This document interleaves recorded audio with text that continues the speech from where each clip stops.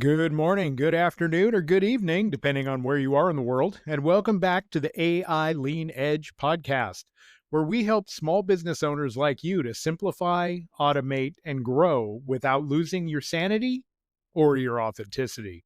I'm your host, Brian Bricker, and today's episode might surprise you because we're not talking about buying anything new. We're talking about the AI tools you already have, but most likely aren't using yet. That's right. The apps and software you already pay for are packed with AI features most business owners have never touched. And that's not your fault. These tools were added quietly in updates that most people just clicked remind me later on. So today we're going to go exploring.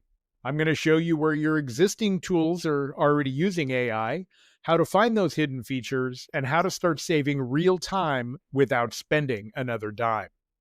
If you're the kind of business owner who's a little skeptical of AI, this is the episode for you. Because by the end, you'll realize you've been using artificial intelligence for years. You just didn't call it that. We'll also start with a brief overview of the primary challenges facing new technology today, and it just might surprise you. So relax, grab a drink, get comfortable, and let's dig in. Chaos out, clarity in. Cut the noise and dial in the win. Lean edge. Stream it, dream it, lean it tight. Lean edge. Everything just works right. Lean edge. Say goodbye to the sludge. Run it clean, run it mean. Lean edge. Okay, we are jumping right in today with the biggest challenges facing new technology, especially when it comes to artificial intelligence and how we, that's the collective we, are addressing those challenges. Have you ever wondered how much power artificial intelligence actually uses? I mean, we all know AI is fast, it's impressive, and sometimes even magical, but behind every clever chatbot and image generator is a mountain of computer hardware working around the clock. And all that computing power comes with a catch. It needs an incredible amount of electricity. Today, we're going to talk about what's quietly becoming one of the biggest challenges in technology, and that's how to power the future of AI. So here's the simple version. AI models like ChatGPT and Grok, image generators, or voice assistants don't just run on one computer. They run on thousands of powerful chips, all connected in data centers the size of football fields. Those chips are hungry. Each one can use as much electricity as several households. Multiply that by thousands or even hundreds of thousands, and you can see the problem. When big AI companies train new models, they run those chips nonstop for days or even weeks. That's what allows the AI to learn. And even after that, every time you or I use it to generate text, images, or summaries, it still requires energy from those same data centers. So in other words, AI never sleeps. And as it grows, it's demanding more and more power from grids that were never designed for this kind of constant high-density load. Right now, global data centers already consume around 3% of the world's electricity, and some projections are saying that AI alone could double that within just a few years. That means more strain on local power grids, more heat to manage, and higher energy costs for everyone. Now, you might be thinking, why can't we just build more power plants? Well, not so fast. Expanding power capacity takes years of planning, approvals, and construction. Transmission lines, substations, transformers, they're all limited resources. Even when power is available, cooling is another major issue. Those high-performance chips generate an enormous amount of heat, and cooling systems, whether air, liquid, or otherwise, use even more electricity. So you're kind of starting to see the problem. So in short, AI is growing faster than our infrastructure can adapt. Now, the good news is a lot of smart people are working on this from different angles. So let's look at the main strategies in plain English. First, we want to make the computers themselves more efficient. Chip designers like NVIDIA, AMD, Intel, and others are building new processors that can do more work with less power. They're focusing on getting more compute per watt, which means squeezing out as much performance as possible from every drop of electricity. They're also experimenting with new chip materials and designs that reduce waste, reduce heat, and speed up communication between parts of the system, so less energy is wasted just moving data around. Next, using smaller or smarter AI models. Not every task needs a massive large language model AI tool. Many companies are now creating right size models, which are smaller versions that do specific tasks faster and cheaper. Engineers are also trimming down existing models through methods like pruning or compression, making them lighter and less power hungry without losing much accuracy. And some are scheduling workloads during off peak hours or routing them to regions where renewable energy is currently most available. Okay, next, cooling the systems more intelligently. So, cooling has become a science all its own. Instead of relying on traditional air conditioning, new data centers are switching to liquid cooling or even immersion cooling, where components are submerged in special fluid that pull heat away far more efficiently. Some facilities even reuse that heat. They channel it into nearby buildings or heating systems instead of wasting it. Others use AI to manage their own cooling, using the AI tool to predict when temperatures will spike and adjusting their AC airflow before it even happens.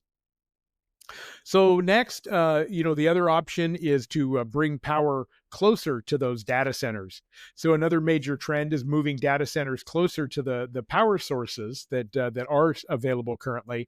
Some are being built next to solar or wind farms, so they can use renewable energy directly. Others are investing in on-site power generation, like natural gas microgrids or hydrogen fuel cells, so they don't overload local grids. There's even talk of pairing small modular nuclear reactors with data centers, providing clean, steady base power without the need for massive transmission networks. And to make it all work together, companies are partnering with utility providers to strengthen the grid and expand capacity in the regions where AI infrastructure is growing fastest. The truth is, there's no single fix. It's a combination of better chips, smarter cooling, renewable energy, and careful planning. Each step helps, but the demand for AI is growing so fast that even the improvements can barely keep up. That's why energy efficiency and sustainability are now top priorities for every major AI company.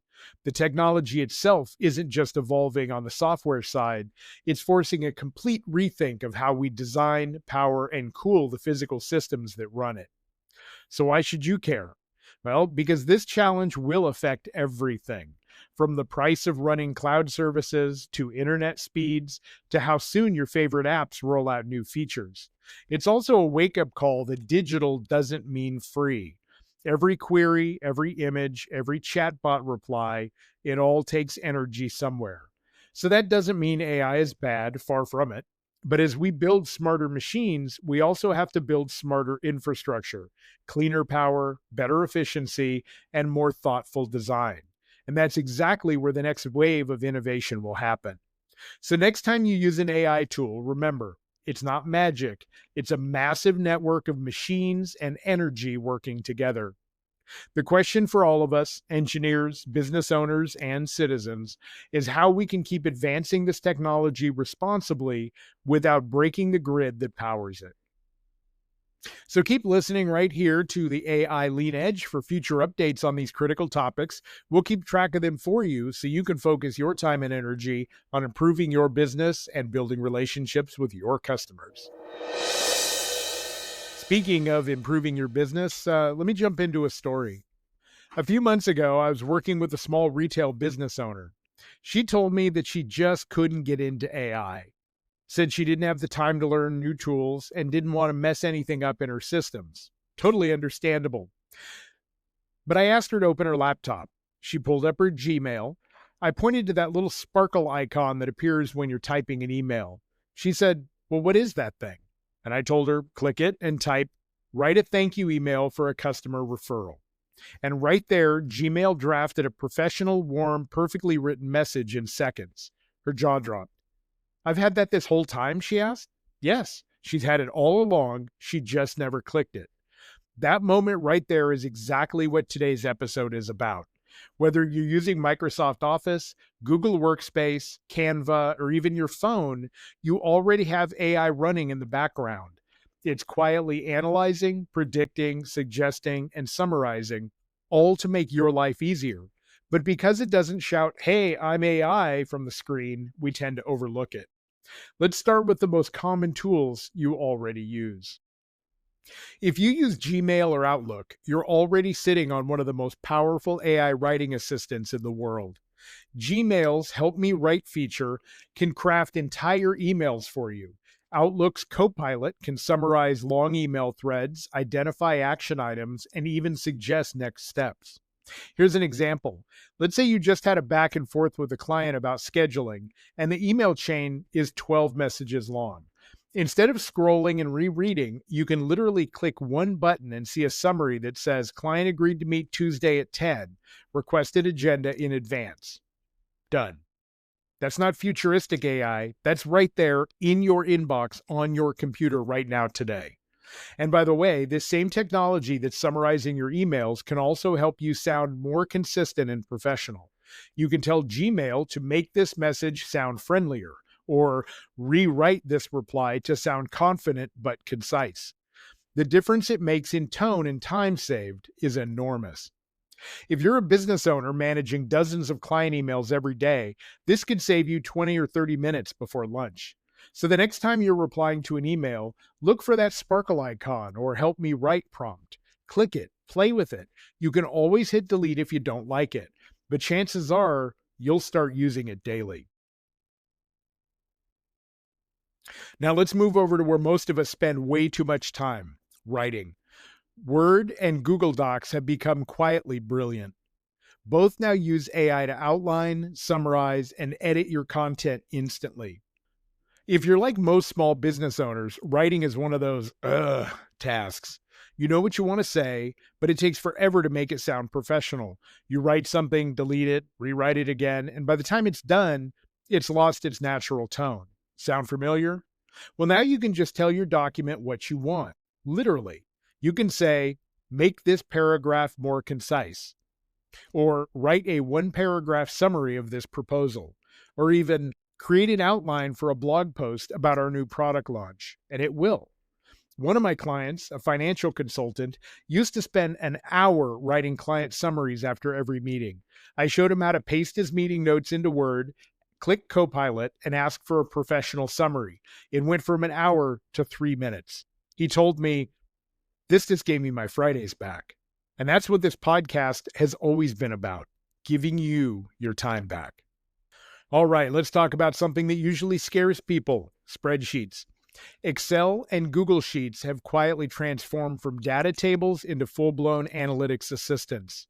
In Excel, you can now ask natural language questions like, "Show me which months had the highest sales," or "Summarize this data into a chart." In Google Sheets, there's a little lightning bolt icon called Explore. Click it, and you can literally type in a question like, "Which product had the best margin last quarter?" And it will give you the answer. You don't have to know formulas. You don't have to know pivot tables. You don't have to upload spreadsheets or data into an AI chat system. You just have to ask right there in your spreadsheet program. This is where the fear of AI replacing people is completely misplaced. AI isn't replacing your judgment or your expertise. It's just making it easier for you to see patterns and make better decisions faster. Think about it. How many times have you delayed reviewing your finances because it felt like too much work? Now, you can ask your spreadsheet the question and have the answer in seconds. That's not replacing you, that's empowering you. Let's move on to marketing, because this is where a lot of small business owners are already halfway there. If you've used Canva recently, you've probably seen the new Magic Write or Magic Design options. You can literally type, "Create a social media post about our customer appreciation event," and Canva will design layouts, choose fonts, and write the caption. That's AI. Same thing with Hootsuite and Buffer.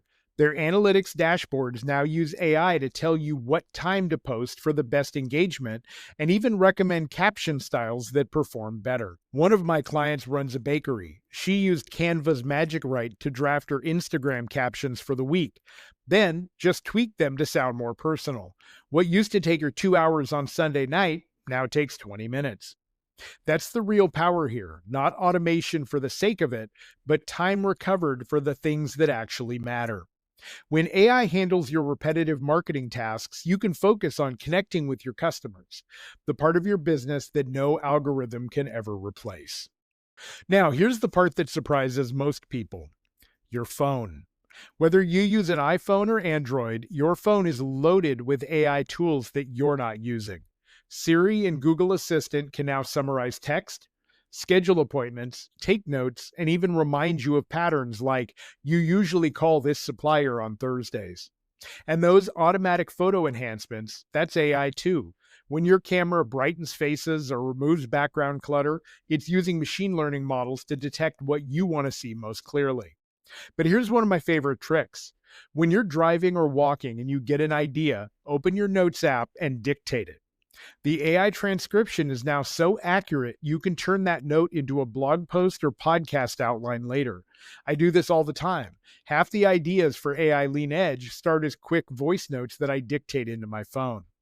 The point is, your phone isn't just a distraction device anymore. It's your portable AI productivity suite. So now let's pause for a second and talk about why people don't use the AI they already have. It usually comes down to three things. One, fear of breaking something. Two, believing it's too complicated. Or three, habit. Most small business owners are busy. They don't have time to experiment. And let's be honest, software companies don't make discovery easy. These tools often roll out features silently, buried behind an icon or a try AI banner that looks like an ad. But if you stop for 1 hour, just 1 hour, and click through your most used apps, you'll find more automation than you ever imagined. When I walk clients through this, their most common reaction is, "Why didn't anyone tell me this was here?" So I'll tell you, it's there. It's there right now. It's free and it is powerful. You don't need to buy ChatGPT Pro or fancy AI subscriptions right away. Start by mastering what's already sitting in your toolbox. The hardest part of all this isn't learning the tools, it's adjusting how you think. AI isn't here to make you irrelevant, it's here to make you efficient. So think of AI as your unpaid intern. It works 24 hours a day, never takes a break, and doesn't need praise. But you still have to guide it, teach it, and check its work. The more you interact with it, the smarter your workflow becomes. And once you start using AI regularly, something shifts. You stop feeling overwhelmed by your to-do list, and you start feeling like you're back in control. That's the real goal of AI Lean Edge. Not to turn people into tech experts, but to help you use technology as a practical tool to live better, work better, and think better. So this week, I want you to pick one app you use daily: Gmail, Excel, Canva, whatever it is, and explore the AI features. Just take that 1 hour and explore the AI. Click the sparkle icon, try one command, and see what happens. That one small experiment could save you hours. Now, before we wrap up, I want to mention something that ties directly into everything we've talked about today. My book, Smarter, Leaner, Faster: How AI and Lean Thinking Can Transform Your Small Business. If you like this podcast, you're going to love the book.